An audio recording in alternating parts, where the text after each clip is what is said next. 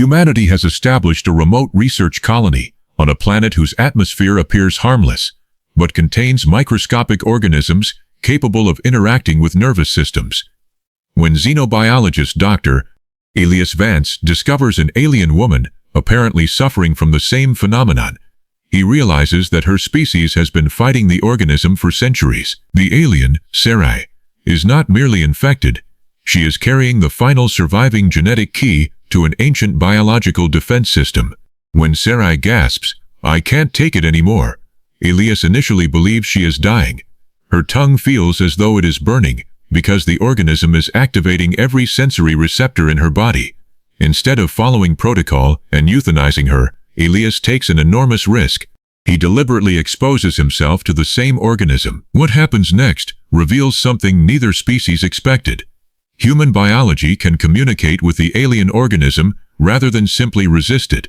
The discovery could save two civilizations, or transform humanity into something neither species recognizes. The planet Asterion 9 had 3 moons, silver forests, and an ocean so black that the stars seemed to drown in it. Dr. Elias Vance had stopped looking at the sky years ago. He preferred microscopes. Under the sterile white lights of the colony's xenobiology laboratory, Elias watched a transparent dish tremble beneath the lens. Something moved inside it, something so small that the naked eye would never have noticed it. A thread of translucent material curled around a microscopic cell. Then it entered. Elias leaned closer. "Come on," he whispered. The organism reacted immediately. The cell didn't die. It changed. Its membrane hardened, then opened again. Chemical signals raced across its surface in a pattern Elias had never seen before. He quickly recorded the data. Behind him, Dr. Mara Chen folded her arms. "You've been staring at that sample for 6 hours, 5 hours and 43 minutes. That isn't better." Elias smiled without looking away. "It changed. Everything changes under a microscope. Not like this." Mara stepped closer. "What are you thinking?" "That it's communicating," she sighed. That was Elias's problem. He saw intelligence everywhere. Years earlier, his younger brother had died during humanity's first attempt to explore an alien biological structure. The official report had called it an environmental accident. Elias had never believed that. He believed humanity had encountered something it didn't understand, panicked, and destroyed it. He had spent the next 7 years studying alien biology because he wanted to know what they had missed. A sharp alarm interrupted the laboratory. Both scientists turned toward the main display. "Biological anomaly detected." Mara frowned. "Location?" Elias enlarged the map. The signal was coming from beneath the northern ruins. The ruins had been there since the colony's first landing. No one knew who built them. Their surfaces were covered with strange spiraling patterns, and every attempt to penetrate the deeper chambers had failed. Elias grabbed his field jacket. Mara immediately shook her head. "No, I didn't ask. You were about to. The signal is alive. That is precisely why we're not going down there." 20 minutes later, Elias was standing at the entrance to the ruins. Commander Jonas Reed and 6 armed security officers surrounded him. Reed looked irritated. "If this kills you, I'm filing the paperwork before the funeral." "Appreciated." They descended. The deeper they went, the warmer the air became. Their instruments began malfunctioning. Then they reached a chamber. At its center stood a transparent biological structure resembling glass, except it pulsed like flesh. Inside was a woman. She was tall and impossibly thin, with pale skin marked by faint luminous patterns. Long silver hair floated around her face. Mara whispered, "She's alive." Elias stepped toward the chamber. The structure suddenly cracked. The alien woman's eyes opened. She inhaled violently. Her body convulsed. Elias rushed forward as the chamber split apart, and she collapsed onto the floor. Her tongue flashed bright crimson. She clawed at her throat. "I can't." Her voice broke. "I can't take it anymore." Elias froze. Under his scanner, thousands of microscopic organisms were moving across her nervous system. Her tongue began to glow, as though it were burning from within, and then the alien looked directly at him. "Please," she whispered, "make it stop." Elias stared at the readings. For the first time in 7 years, he knew with absolute certainty that humanity had found something it had never encountered before. Not a fossil, not a weapon, not a machine. Something alive, and something that was terrified. The alien woman collapsed before Elias could reach her. Mara caught her shoulders, while Elias dropped to his knees and activated the portable medical scanner. Heart rate? 212, Mara said. Her oxygen saturation is falling. Airway? Clear. Then why can't she breathe? Mara stared at the scanner. I don't know. Elias did. At least, he thought he did. The microscopic organisms covering the woman's nervous system were moving. Not randomly. They were moving in coordinated patterns. Every few seconds, hundreds of them gathered around clusters of nerve cells, then scattered again. It isn't choking her, Elias whispered. Mara looked at him. What? The organism is stimulating her nerves. Commander Reed stepped closer. Is it attacking her? Elias hesitated. I don't know. That wasn't my question. Elias looked at the alien. Her eyes were open now. Fear filled them. She grabbed his wrist. Her fingers were surprisingly strong. Fire, she whispered. Elias frowned. What? My mouth. Her tongue trembled. Fire inside. Then she screamed. The scanner exploded with warning signals. Mara pulled Elias backward. Her temperature just jumped 4 degrees. The alien's skin began glowing along the veins in her neck. Commander Reed raised his weapon. Step away from her. Elias stood between Reed and the alien. Don't. She could be contagious. She probably is. Reed's expression hardened. Then move. No. For a moment, nobody moved. Then Elias looked at the scanner again. Something was wrong. The organism was not multiplying. It was rearranging itself. Wait, he said. Mara stared at the readings. What? It isn't consuming her cells. Then what is it doing? Elias zoomed in. The microscopic structures were attaching themselves to specific neurons. They were forming patterns, a language. He suddenly understood why the alien had spoken about fire. Her tongue wasn't merely an organ for speech. It was a biological interface. Every chemical receptor in her mouth was being activated simultaneously. She wasn't experiencing heat. She was experiencing information. Elias crouched beside her. What are you hearing? Her eyes widened. Not hearing. What then? Remembering. The room became silent. She swallowed painfully. My name is Sarai. Elias nodded. I'm Elias. She studied his face. Human. Yes. Her expression changed. You are early. Early for what? Sarai tried to answer, but another wave of pain struck her. Elias caught her before she hit the floor. Mara rushed toward them. She's going into shock. Get her to medical. They carried Sarai back through the ruins. But before leaving the chamber, Elias noticed something. A symbol had appeared on the wall. It hadn't been there before. A spiral surrounded by 7 smaller circles. The same pattern appeared on Sarai's skin, and on the microscopic organism moving through her bloodstream. 3 hours later, the colony was under quarantine. 4 people had developed fevers. 2 complained that their tongues were burning. 1 colonist insisted he could hear someone whispering inside his head. Commander Reed ordered every infected person isolated. Sarai was locked inside a reinforced medical chamber. Elias objected. She isn't the source. You don't know that. I know the organisms aren't reproducing. Reed pointed toward the observation window. Then explain what is happening to my people. Elias couldn't. That was the problem. Sarai sat motionless on the other side of the glass. Eventually she looked up. Their eyes met. Elias entered. Mara followed. Sarai touched her throat. The ember. Elias activated his recorder. What is the ember? Her face became strangely distant. My people once believed it was a gift. Your people, the Valeri, where are they? Sarai looked at the floor. Gone. Elias lowered his recorder. All of them? Almost. She touched her tongue.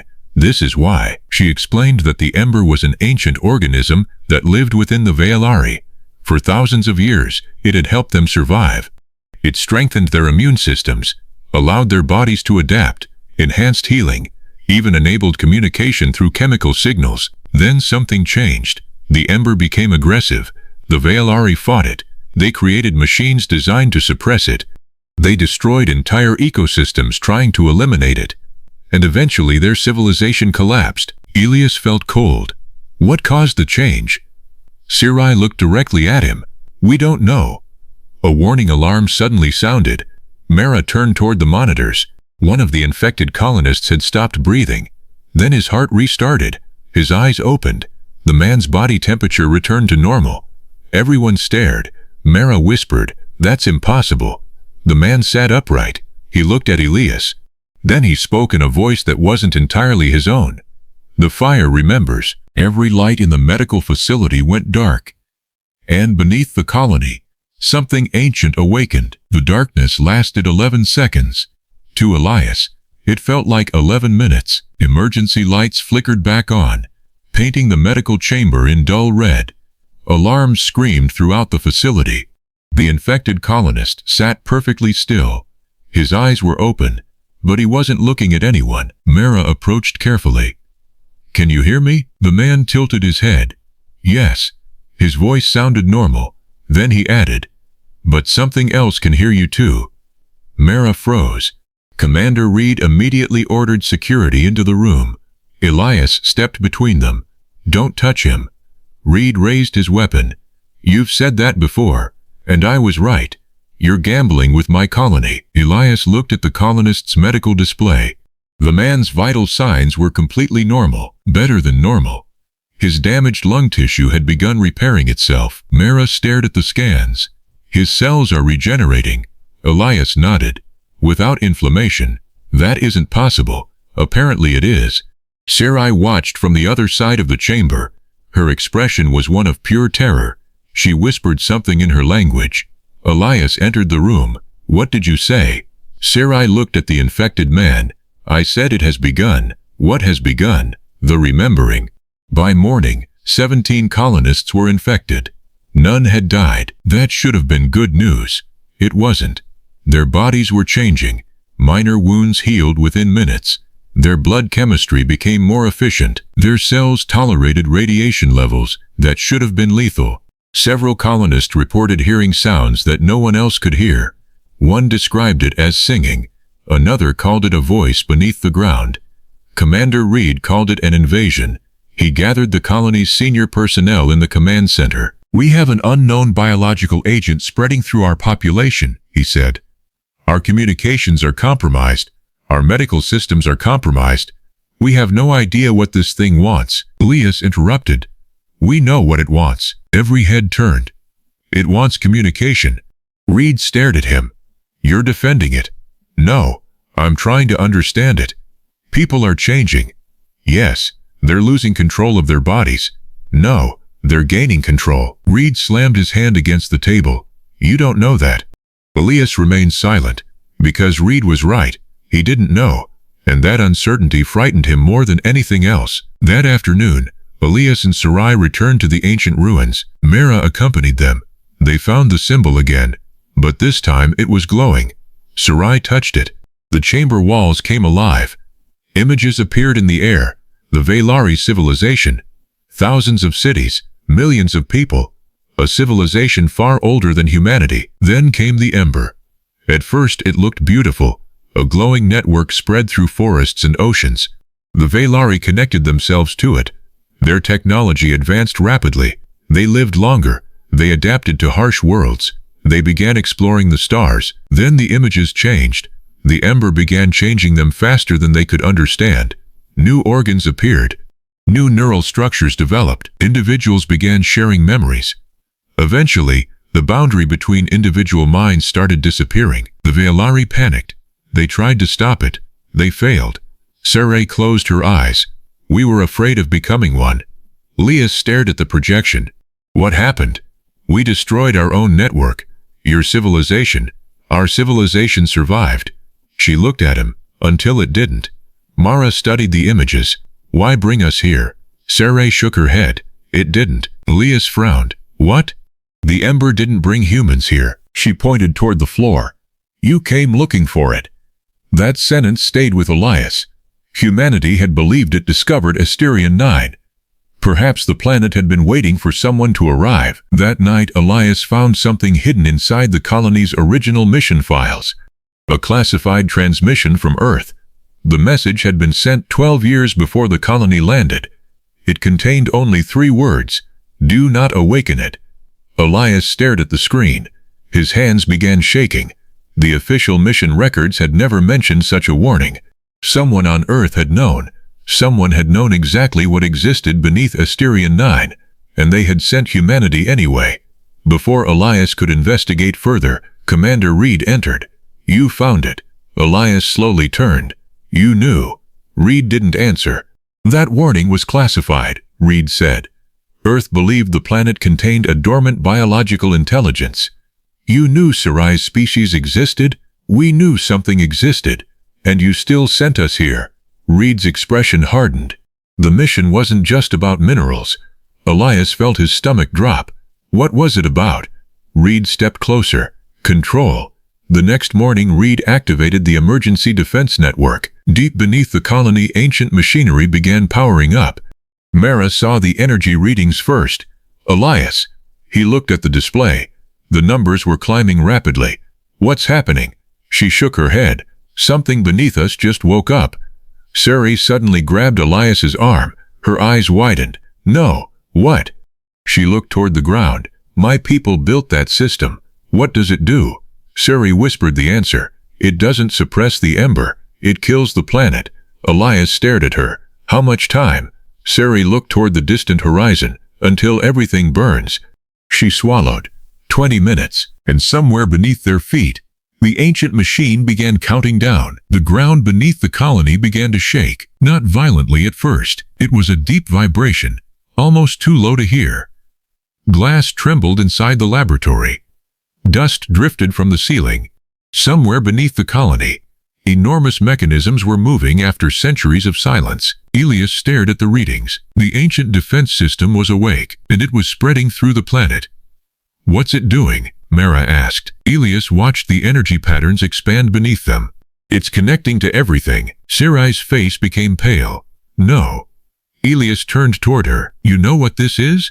She nodded slowly. "My people built that system when they decided the ember could never be trusted. Can it be stopped?" Sarai looked toward the floor. "Not by force." Commander Reed's voice suddenly filled the chamber. "All personnel are ordered to evacuate the northern sector immediately." Elias grabbed the communications console. "Jonas, shut down the defense system." Reed answered after a brief silence. "I can't." "You can." "No, Elias. I finally understand what this thing is." Elias stared at the speaker. "Then you should understand why destroying it is wrong." "I understand that we've already lost control." Reed's voice hardened. "I won't allow the entire human colony to become an experiment." The transmission ended. Mara looked at Elias. "What now?" Elias looked at Sarai. She was staring at the ancient symbols covering the chamber walls. Then she whispered, "My people made the same choice." Elias stepped closer. "What happened?" "We tried to destroy the ember, and we destroyed ourselves instead." The chamber suddenly filled with light. The symbols on the walls connected, forming a massive pattern. Elias recognized the shape. It was the same pattern he had seen inside the microscopic organisms. A network. Not a weapon. A communication system. He moved toward the ancient interface. Mara caught his arm. "Elias, don't. We've been assuming the machine controls the ember, and it doesn't?" "No." He stared at the glowing network. "It listens to it." Sarai's eyes widened. "Then the machine isn't attacking the ember. It is trying to silence it." Elias understood the ancient civilization's mistake. The Vialia had built a device capable of shutting down the biological network across an entire world. They had believed silence meant victory. But the ember had survived. It had waited, and now humanity had awakened it again. Elias placed his hand against the interface. The machine responded immediately. Pain shot through his arm. He gasped. Mara reached for him. "Stop." Elias shook his head. "No." His vision blurred. The room disappeared. For a moment, he was somewhere else. He saw an alien ocean beneath a violet sky, then a forest filled with enormous luminous trees, then a city made of living crystal. Different worlds, different species, different civilizations. all connected by the same biological network. Some had accepted it, others had fought it. The ones that fought had disappeared, but the ember wasn't showing Elias victories. It was showing him choices. Every civilization had faced the same question. Would they remain separate, or would they learn to share existence? Then Elias understood why Sirai had suffered. The ember wasn't simply causing pain. It was trying to communicate through a biological system that the Veilari no longer understood. He opened his eyes. Sirai was beside him. "What did you see?" "Everything." She waited. Elias looked at her. "It isn't trying to take control." Sirai shook her head. "You don't know that. I know what it's asking." "What?" Elias looked toward the glowing network. "Permission." Sirai stared at him. For the first time, hope appeared in her expression. Above them, the planet continued changing. The silver forests began glowing brighter. The black oceans shimmered with enormous patterns. Across the colony, infected humans stopped experiencing pain. Some collapsed. Others simply stood still, staring toward the horizon. They could feel something. Not a voice, not words, a presence. Something ancient was waiting for an answer. Commander Reed entered the chamber with his weapon drawn. "Step away from the machine." Elias didn't move. "Jonas, listen to me. I've listened enough. You're about to destroy something you don't understand. So are you." Reed raised his weapon. Sirai stepped between them. "Please." Reed hesitated. She looked directly into his eyes. "My people destroyed everything because we were afraid of becoming something we couldn't recognize." Reed's weapon lowered slightly. "And what are you suggesting?" Sarai looked at Elias. "That we choose what we become." Elias nodded. "Not the ember, not the machine, us." Reed looked at the glowing planet outside. His expression changed. He finally understood the choice before him. Humanity could destroy the unknown and remain unchanged, or it could take the greater risk, learn, adapt, choose. Reed slowly lowered his weapon. "Then show me." Elias turned toward the interface. He placed his hand against it again. Sarai placed hers beside his. Human biology met Veilari biology. The ember responded. For one extraordinary moment, Elias felt every living thing on Asterion 9, the forests, the oceans, the microorganisms, the people, all separate, yet connected. He understood something humanity had spent centuries forgetting. Connection did not have to mean surrender. Unity did not require sameness, and understanding did not require control. Elias sent that thought into the network. "We choose to remain ourselves." The planet became silent. Then the ancient defense system began to dissolve.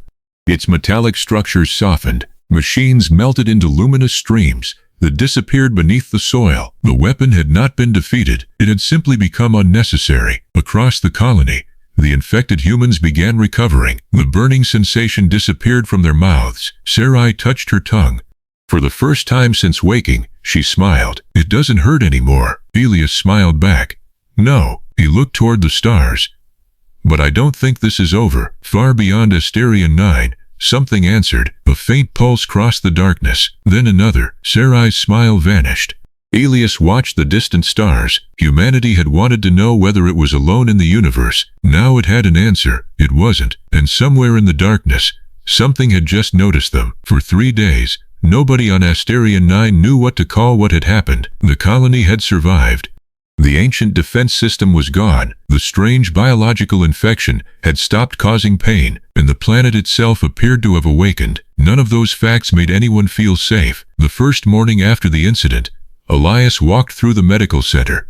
Rows of beds filled the room. People who had once been classified as infected were now sitting upright, eating breakfast, talking, and arguing about what had happened. A little girl named Leanne held out her hand. "Look." Elias stopped. A tiny cut on her palm was closing before his eyes. Leon smiled. "Mom says it's scary." Elias examined the wound. "It is." "Am I sick?" He looked at her. "No." He paused. "Not sick." The answer was honest. He still didn't know what the ember had changed. Nobody did. "Doctor."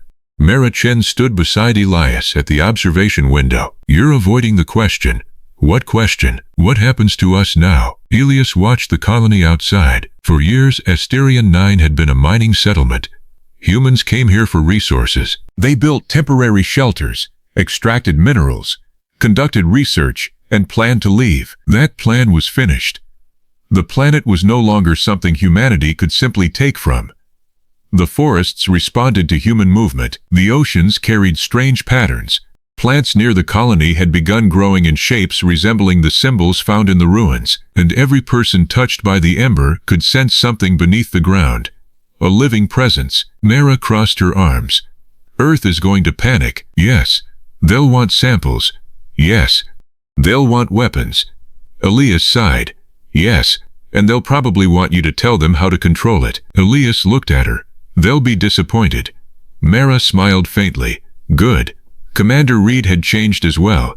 He no longer wore his combat armor inside the colony. When Elias found him, Reed was standing outside the ruined control facility. The ancient machinery had melted into the soil. You were right, Reed said. Elias stopped beside him.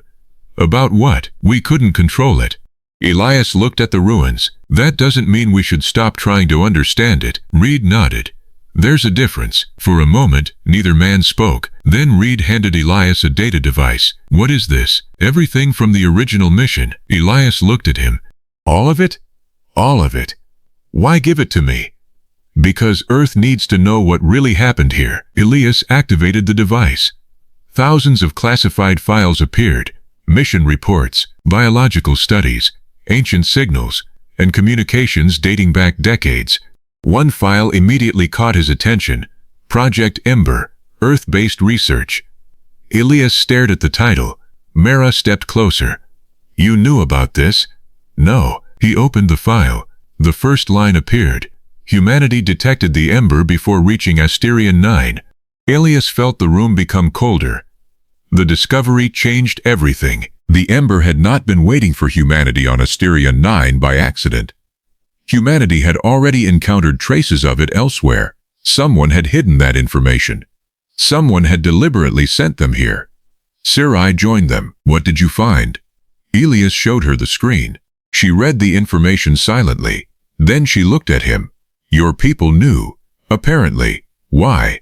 Elias shook his head. That is what we're going to find out. Sarai touched the screen. A strange symbol appeared beneath the classified report. Her expression changed. I know this. Elias turned toward her. Where? From my civilization. What's it mean? Sarai stared at the symbol for a long moment.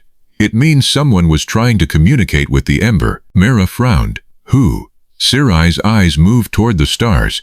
Not the Valari. Elias felt a familiar chill. Then who? She answered quietly. Humans. That evening, Elias stood outside the colony. The sky above Asterion 9 was brighter than it had ever been. The Ember had changed the atmosphere. Tiny particles floated through the air like stars. Sarai stood beside him. My people spent centuries trying to destroy the thing that connected us to the universe. Elias smiled. Humans probably would have done the same. She looked at him. Would you? He considered the question. I don't know. That is an honest answer. I think that's why we survived. Sarai looked toward the distant horizon. Your species is strange, so I've been told. You fight each other constantly. True. You disagree about everything, usually. And yet when the world begins to fall apart, you still run toward the people who need help. Elias smiled. It's one of our more confusing habits. Sarai laughed softly. Then the ground beneath them pulsed. Both stopped. A faint glow traveled beneath the soil. Elias could feel it. The Ember was listening, not speaking, waiting. He closed his eyes. For the first time, he didn't feel afraid.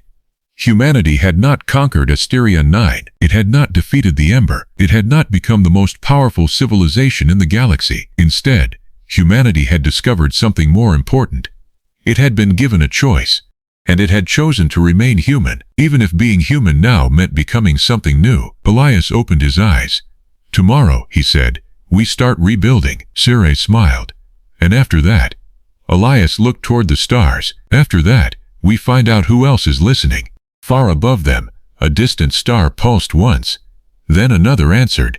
The universe had heard humanity, and humanity was finally ready to listen. 6 months after the awakening, Asterion 9 no longer appeared on human maps as a mining colony.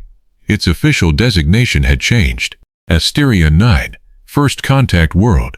The words were printed on every report transmitted toward Earth, but Elias thought the designation was wrong. There had been no single moment of first contact. There had been a gradual realization: humanity had not discovered the universe. The universe had been waiting for humanity to notice it. The colony was being rebuilt, not with the old machines. Those had been destroyed or absorbed into the living planet. Instead, human engineers worked beside Valeri's survivors, who had arrived through the Ember network. They constructed laboratories from materials grown by the planet itself. Communication towers were replaced by biological structures. Medical centers became shared research facilities. And for the first time in human history, scientists from two civilizations worked together, without pretending one species understood everything. Ilias stood on a hill overlooking the colony. Below him, children from both species ran through fields of silver grass. Siriae joined him. "You are thinking too loudly." Ilias smiled. "I didn't say anything. You didn't need to." He touched the side of his head. The Ember had changed him more than anyone realized. He could sense nearby biological activity, not thoughts exactly, something subtler. Emotion, fear, curiosity, connection. But he had learned to keep the ability under control, at least most of the time. Siriae looked toward the sky. Earth sent another message. Good news. She hesitated. "I'm not sure." She handed him a communication tablet. The message contained a series of astronomical coordinates. Hundreds of them. Thousands. Ilias stared. "What are these?" Siriae answered quietly. "Worlds connected to the Ember." He scrolled through the list. Most were marked with strange symbols. Some were classified as active. Others were listed as silent. Then he noticed something. One coordinate had been highlighted. Earth. Ilias stopped breathing. "What does this mean?" Siriae looked at him. "It means the Ember has already reached your home." He shook his head. "That's impossible." "No." She pointed toward the data. "It means it reached Earth long before humans knew it existed." Ilias remembered the classified files, the hidden experiments, the secret research, the warning that had been buried beneath decades of mission records. Suddenly everything made sense. Humanity's interest in alien biology had not begun with Asterion 9. Someone had found traces of the Ember on Earth. Someone had studied it. Someone had been trying to communicate with it. And someone had failed. Ilias looked toward the distant planet, visible on the colony's communication display. "What happens if Earth finds out?" Siriae was silent. "What? They will try to control it." Ilias sighed. "Probably. And if they can't?" He looked at her. "Then they'll try to destroy it." Siriae nodded. "Then you must reach them first." That night, Ilias entered the new biological communication chamber. The walls pulsed gently around him. Siriae stood beside the controls. "You're certain?" "No." She smiled. "You're becoming very Valari." Ilias laughed. "That's insulting." It was meant affectionately. He placed his hand against the interface. The Ember responded. A soft warmth spread through his body. For a moment, the chamber disappeared. He saw Earth, blue oceans, green continents, millions of lights. Then he saw something beneath them, something sleeping, something ancient, something that had been waiting. Ilias pulled his hand away. His face had gone pale. Siriae stepped closer. "What did you see?" Ilias stared toward Earth. "The Ember isn't waking up." "Then what?" He swallowed. It was never asleep. Silence filled the chamber. Then every biological sensor activated at once. A signal came from deep space. It was unlike anything they had previously detected. Not one pulse, not one voice. Thousands, millions. A chorus of civilizations communicating across the galaxy. Siriae listened. Her expression slowly changed from fear to wonder. "What are they saying?" Ilias asked. She looked at him. "They know about humanity. Are they coming here?" Siriae shook her head. "No." "Then what do they want?" She smiled. "They're asking a question." Ilias waited. Siriae translated the signal. "What will humans become?" Ilias looked out through the transparent ceiling. The stars seemed closer than before. He thought about everything humanity had survived. Wars, disasters, fear, failure. Every time humanity had been given something powerful, it had tried to control it. But this time could be different. Maybe humanity's greatest strength wasn't its technology. Maybe it wasn't its weapons. Maybe it wasn't even its ability to survive. Maybe it was the stubborn refusal to believe that the future had already been decided. Ilias smiled. "Tell them." Siriae raised an eyebrow. "Tell them what?" Elias looked toward the stars. Tell them we're still deciding. Far beyond Asterion 9, the galaxy listened, and for the first time in millions of years, the ancient network received an answer it had never heard before. Not a threat, not surrender, not obedience, a choice. We are still becoming. Then the stars began to glow, one after another, until the entire galaxy seemed to awaken, and humanity finally understood that its first contact had never been the end of the story. It had only been the beginning.